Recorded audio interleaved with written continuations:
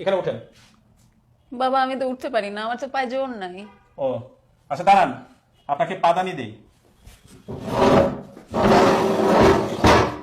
এখানে পা দেন। এখানে পা দিব মানে? না পা দিলে কেমনে হবে? আমি পা দিব না। না পা দিলে উঠতে পারবেন না। এখানে ওঠার জন্য পা দিতে হবে কেন? আপনি না পা দিলে উঠবেন কিভাবে? উঠতে হলে এখানে পা দিতে হবে? অবশ্যই পা দিতে হবে। অসম্ভব, পা দিব না। পা দিলে সমস্যা কি? পা দিব না। আরে আজব তো, আপনাকে পাদানি দিয়েছি, আপনি পাদানিতে পা দিবেন না?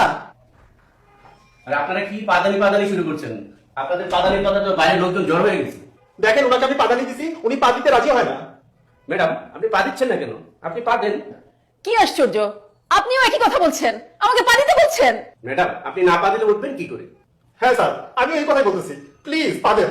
আপনাকে বারবার উনি বলছে পা দেওয়ার জন্য, আপনি পা দেন না কেন? আরে ভাই আমি তো অসুস্থ, আমি এই জন্য পা দিতে পারছি না। ও উনি তো অসুস্থ, তাই তো পা দিতে পারছেন না। ও আপনি অসুস্থ তাই পা দিতে পারছেন না? এই জন্যই তো আপনাকে পাদানি দিলাম, পাদানিতেও পা দিতে পারছেন না। ধুর, আমি পা দিবই না। কি হলো, উনি পা দিল না কেন? পা দিলে পা দিক, না পা দিলে নাই।